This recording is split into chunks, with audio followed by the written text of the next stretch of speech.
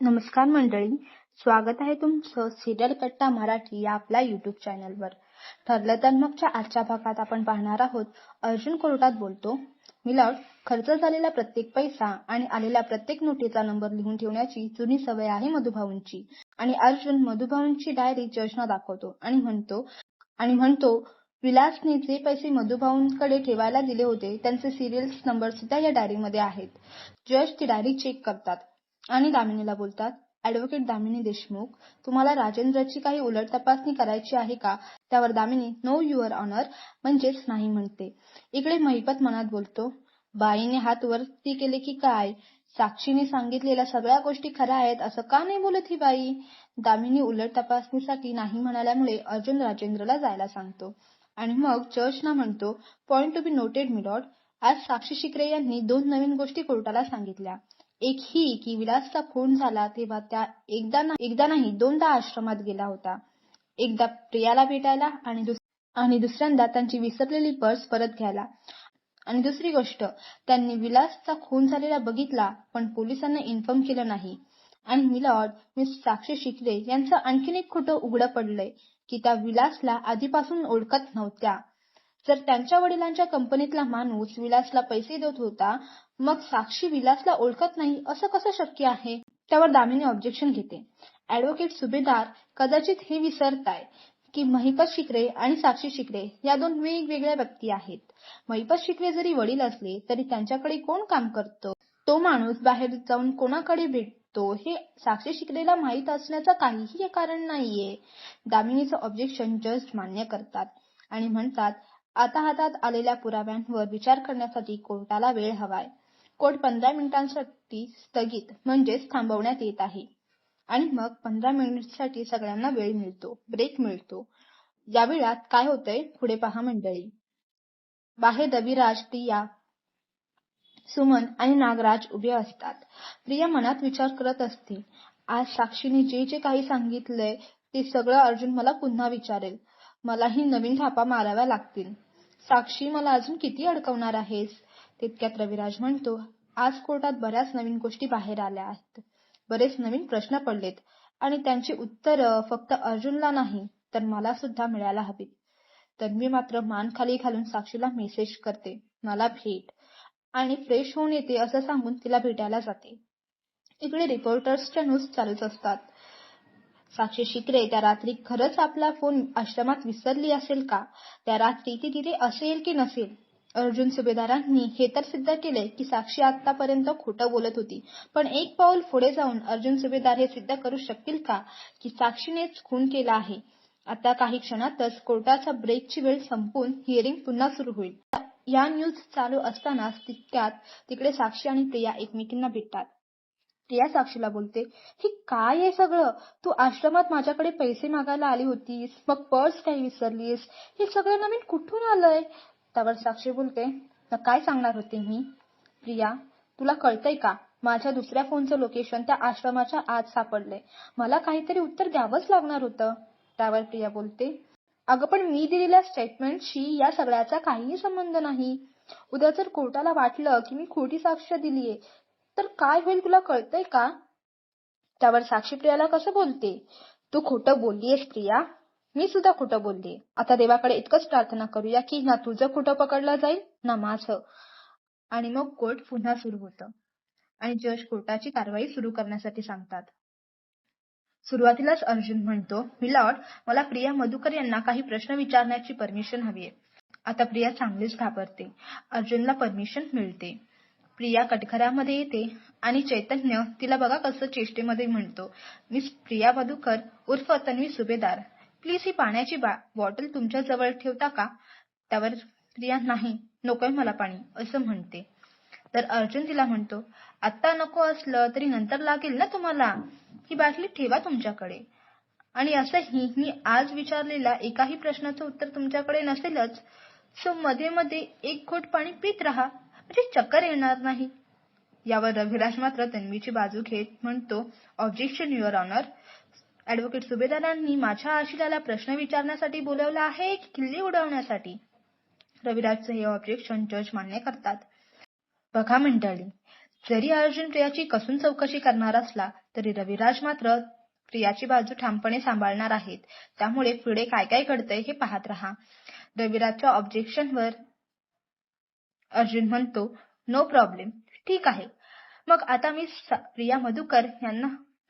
मी Priya miss Madhukar यांना फक्त या केस बद्दल प्रश्न विचारेन. आणि प्रियाला म्हणतो, Miss Priya Madhukar, are you ready? मनगट्टा आहे ना एकदम? त्यावर प्रिया म्हणते, मला असं काय विचारणार आहात तुम्ही? नाही, कारण जे काही झालं होतं ते सगळं खरं खरं मी ऑलरेडी कोर्टाला सांगितलं आहे. मग अर्जुन म्हणतो, खरं खरं सांगितलंय ना? पण या खरं खरं मध्ये साक्षी तुमच्या मागे मागे आली होती आश्रमात, हे तुम्ही कधीच सांगितलं नाही. तुम्ही तर म्हणालात तुम्ही थिएटरमध्ये होता, तिथे तुमच्या पोटात दुखत होतं आणि म्हणून तुम्ही आणि विलास आश्रमात आलात, बरोबर? तर प्रिया हो म्हणते. मग अर्जुन बोलतो, आणि मग तुम्ही डायरेक्टली तुमच्या रूम मध्ये गेलात, बरोबर? त्यावर प्रिया हो हो म्हणते. तर त्यावर अर्जुन विचारतो, मग बाहेर कधी आलात? रूम मधून बाहेर कधी आलात तुम्ही? त्यावर रविराज ऑब्जेक्शन घेतो आणि बोलतो की माझ्या आशिलाने त्या रात्री काय घडलंय ते कितीतरी वेळा कोर्टाला सांगितलं आहे. पुन्हा तेच प्रश्न विचारण्यात काय अर्थ आहे? त्यावर अर्जुन म्हणतो, मी पुन्हा विचारतोय त्या मागचं कारण अगदी स्पष्ट झालंय ऍडव्होकेट किल्लेदार. कारण साक्षी शिकरे आणि प्रिया मधुकर यांच्या स्टेटमेंट मॅच होतच नाहीये आणि हे कदाचित तुमच्याही लक्षात आलंय ऍडव्होकेट किल्लेदार. आणि म्हणूनच तुम्ही तुमच्या क्लायंटला प्रिया मधुकर यांना काहीच बोलून देत नाही आहात. पण नेमकी तफावत कुठे आहे हे कोर्टाला कळलंच पाहिजे. सो प्रियाने खुनाच्या रात्री नेमकं काय काय बघितलं हे कोर्टाला सांगायलाच हवं. आणि अर्जुनचं हे म्हणणं ऐकून जज रविराजचं ऑब्जेक्शन ओव्हररूल्ड म्हणजेच अमान्य करतात. त्यामुळे रविराजना काहीच पुढे बोलता येत नाही. मग अर्जुन बोलू लागतो, सो प्रिया मधुकर, तुम्ही प्लीज कोर्टाला सांगाल, ज्या रात्री विलासचा खून झाला होता त्या रात्री तुम्ही काय काय बघितलं? पण प्रिया पूर्ण घाबरून गेलेली असते. आता काय सांगू विचार करत उभी राहिलेली असते. त्यावर अर्जुन म्हणतो, तुम्ही आश्रमात येऊन गेलात. पण अर्जुन तिला म्हणतो, तुम्ही आश्रमात येऊन डायरेक्टली बेडरूम मध्ये गेलात. तुम्ही आश्रमात येऊन डायरेक्टली बेडरूम मध्ये गेलात असं म्हणालात. पण साक्षी तर म्हणते की ती तुमच्या मागे मागे आश्रमात आली आणि मग तिने तुम्हाला तिथे पैशांबद्दल विचारलं. मग इथे खोटं कोण बोलते, साक्षी की तुम्ही? त्यावर प्रिया गडबडून जाते आणि बोलते, नाही, इथे खोटं कोणीच बोलत नाहीये. साक्षी त्या रात्री आश्रमात आली होती. आता यावर सगळे शॉक होतात आणि बघा प्रिया कशी बोलते. माझ्या पोटात दुखत होतं तरी मी तिला पाणी वगैरे दिलं. त्यावर अर्जुन हसून म्हणतो, अतिथी देवो भव, पाहुणचार छान करता हा तुम्ही. मग काय झालं पुढे? त्यावर प्रिया बोलते, आता ती अचानक आल्यावर काय करणार होते ना, अजून काय करणार होते ना, आता काय तिला असं बोलणार होते का, माझ्या पोटात दुखतंय तर मी माझ्या बेडरूम मध्ये जाऊन झोपते, तू बस बाई. आणि हसत बोलते, काय बोलताय? मग अर्जुन पण गमतीत बोलतो, बरोबर आहे, असं कसं सांगणार नाही का? हा, पण तुम्ही साक्षीला असं सांगू शकला असता ना की माझं पोट दुखतंय, मी आज जाते, तू विलासशी बोल. अरे पण एक मिनिट, विलास तुमच्या सोबतच आला होता ना आश्रमात? आणि मग तो जुना सीन दाखवला जातो जेव्हा प्रिया सिनेमामधून रिटर्न येण्यासाठी नाटकं करत होती. आणि अर्जुन म्हणतो, पण मिलॉर्ड, साक्षीने तर तिच्या स्टेटमेंटमध्ये विलासचा उल्लेख पण केला नाहीये. आणि प्रियाकडे बघत म्हणतो, तो सुद्धा तुमच्या सोबतच आला होता ना घरी, म्हणजे आश्रमात. मग साक्षी जेव्हा तुमच्या मागे मागे आली तोपर्यंत तो कुठे गेला? अदृश्य झाला का? प्रियाचा चेहरा भीतीने पूर्ण गंभीर झालेला असतो. अर्जुन तिला म्हणतो, आणि मोस्ट इम्पॉर्टंट प्रिया मधुकर, 2.5 वर्षापासून जे तुम्ही कोर्टात सांगताय, जे स्टेटमेंट देताय, जे स्टेटमेंट ऍडव्होकेट किल्लेदारांना सुद्धा माहिती आहे, कोणत्याही स्टेटमेंटमध्ये तुम्ही साक्षी शिकरे आश्रमात आली होती असा उल्लेख केलाच नाहीये.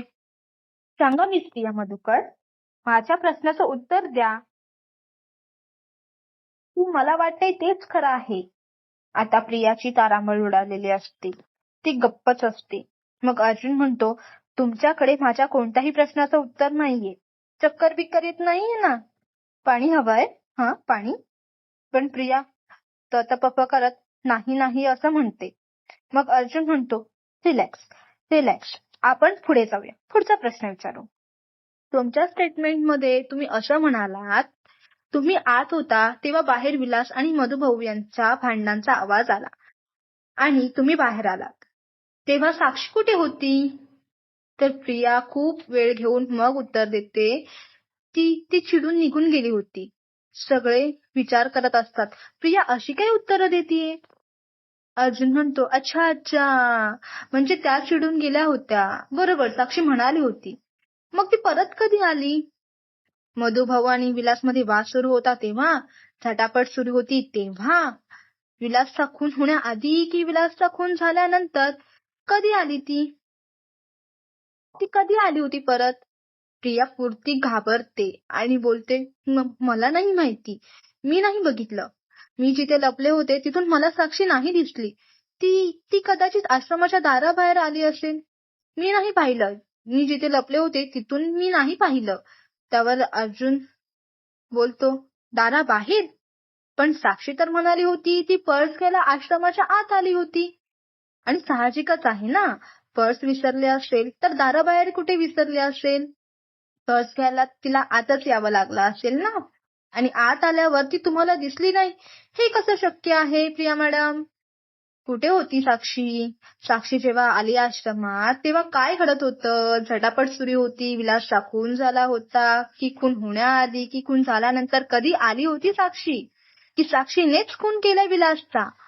पण अर्जुनच्या इतक्या बोलण्यावर सुद्धा ही प्रिया काही तोंड उघडत नव्हती. तितक्यात दामिनीने या सगळ्यावर ऑब्जेक्शन घेतलं. कुठलाही ठोस पुरावा नसताना ऍडव्होकेट सुभेदार असा निष्कर्ष काढू शकत नाहीत. सुभेदार, लक्ष द्या. ऑब्जेक्शन घेऊन घेऊन मला सुद्धा कंटाळा आला आता. त्यावर अर्जुन म्हणतो, मी कोणताही निष्कर्ष काढत नाहीये ऍडव्होकेट देशमुख, मी फक्त प्रश्न विचारतोय. आणि मग कोर्टासमोर अर्जुन म्हणतो, मी साक्षी शिकरे या त्यांची पर्स घेण्यासाठी आश्रमाच्या आत गेल्या होत्या, पण तरी सुद्धा लपलेल्या प्रियाला त्या दिसल्या नाहीत. का? त्याचं एकच कारण आहे मिलॉर्ड. आणि जर साक्षी शिकरे यांच्या दुसऱ्या फोनचं लोकेशन आपल्याला कळलं नसतं तर हे कारण सुद्धा आपल्याला कळलं नसतं. आणि हेच कारण या केसचा पाया आहे मिलॉर्ड. त्यावर घाबरगुंडी बसलेली प्रिया अखेर बोलते, म्हणजे मला नाही कळलं. इकडे सुमन नागराजला विचारते, अर्जुन कशाबद्दल बोलतोय? तर नागराज तिला म्हणतो, देव जाणे, मला तर काहीच कळेनासं झालंय. साक्षी कशाबद्दल बोलते, तन्वी कशाबद्दल बोलते. पण अर्जुन आता खणक्या आवाजातच बोलतो, मिलॉर्ड, खुनाच्या रात्री साक्षी पैसे घ्यायला आश्रमात गेली होती तेव्हा तिची पर्स परत घेण्यासाठी आश्रमात परत गेली होती. याचा उल्लेख प्रिया मधुकर यांनी कधीच कोर्टात केलेला नाहीये. याचा अर्थ एकच आहे मिलॉर्ड, मिस प्रिया मधुकर खोटं बोलतेय. अर्जुनचं बोलणं ऐकून प्रिया घाबरते आणि बोलते, नाही नाही नाही, मी खोटं बोलत नाहीये, मी खरं बोलते. या केसच्या पहिल्या दिवसापासून मी खरंच बोलते. त्यावर अर्जुन तिच्यावर वरच्या आवाजात बोलतो, एक मिनिट, या केसच्या पहिल्या दिवसापासून आता सुद्धा तुम्ही खोटंच बोलताय मिस प्रिया मधुकर. साक्षी आणि प्रिया यांच्या स्टेटमेंटमध्ये एकच तफावत आहे, त्यांचं एकच कारण आहे. आणि कारण हे आहे की विलासचा खून साक्षी शिकरे यांनी केलाच नाहीये मिलॉर्ड. विलासचा खून केलाय मिस प्रिया मधुकर उर्फ तन्वी सुभेदार यांनी. आता हे ऐकून सगळे शॉक होतात, कारण की हे सगळ्यांनाच अनपेक्षित असतं. साक्षी, महिपत आणि दामिनी मात्र खुश होतात.